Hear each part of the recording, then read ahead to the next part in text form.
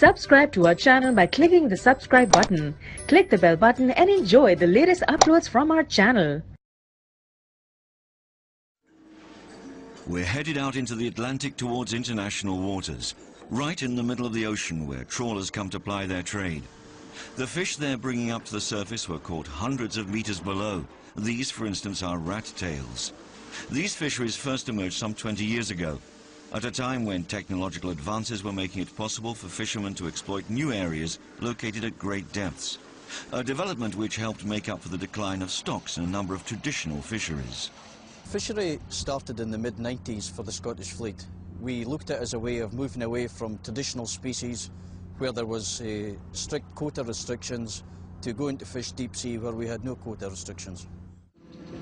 However, this type of high-sea fishery presents one particular problem: the impact of the gear where it comes into contact with the seabed. At the bottom of the sea, there's still life, even here at depths of between 400 and 2,000 meters. Even in cold waters, and where there's no light, we can still find marine ecosystems of remarkable biodiversity. Ecosystems such as corals, which play host to many unique species found nowhere else. Corals live not only in warm tropical waters, but also in cold waters, at great depths where they can form coral reefs. Over 800 species of fish and invertebrates can be found there. Many live in really difficult conditions, extreme conditions. Reproduction is slow and growth is slow, which makes them particularly vulnerable. Deep water coral reefs provide a supportive habitat for such fragile species to reproduce and grow, especially when they're attached to seamounts, these oases of the ocean floor. When you trawl over a coral ecosystem, it largely destroys the structure of that coral ecosystem. It's a highly destructive method of fishing. It causes a tremendous amount of collateral damage. You lose the habitats that these species in the deep ocean areas need to survive, and there's a very real risk of species extinction. In addition to purely environmental considerations, there are other concerns. We didn't want to go in the corals because it's very, very damaging for our trawls. And the other reason, of course, is that there's a lot of juvenile fish in these corals. So we want the juvenile fish to grow to be big fish so we can harvest them later. Fishermen use heavy plates to keep the trawl on the ocean floor. The damage these plates can do is tremendous. According to scientific studies, a single vessel can damage up to 33 square kilometers of seabed in a 2-week fishing trip.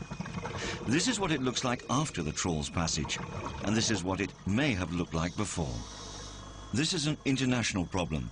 The European Union has already taken measures in its own waters. We have taken measures to ban bottom trawling. Bottom set gears, and this means that we have done so, for example, to the west of Scotland, where we have identified sensitive marine habitats. We have done so also around the islands of the Azores, Madeira and the Canaries. But international regulation was also needed. In December 2006, the United Nations adopted a resolution on sustainable fisheries to protect fragile marine habitats.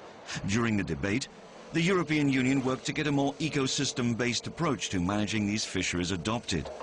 It also encouraged the regional fisheries organizations, which are responsible for high seas fisheries, to take this approach fully on board.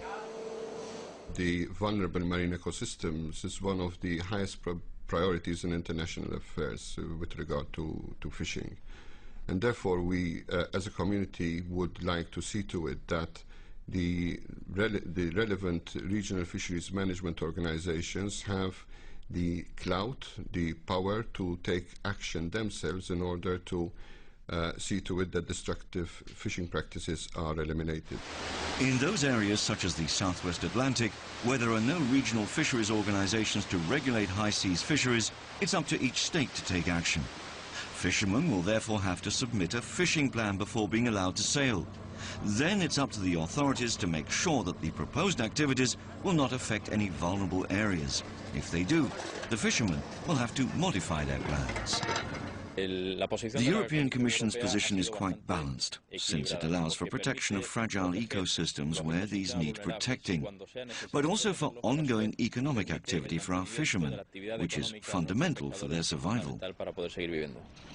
Europe is also working to improve our knowledge of these fragile ecosystems through major research projects such as Hermes or Oasis. It has also undertaken to support the work being done by the FAO, the United Nations Food and Agriculture Organization, to collect precise data on deep-sea fisheries and develop technical standards so that these fisheries can be conducted responsibly.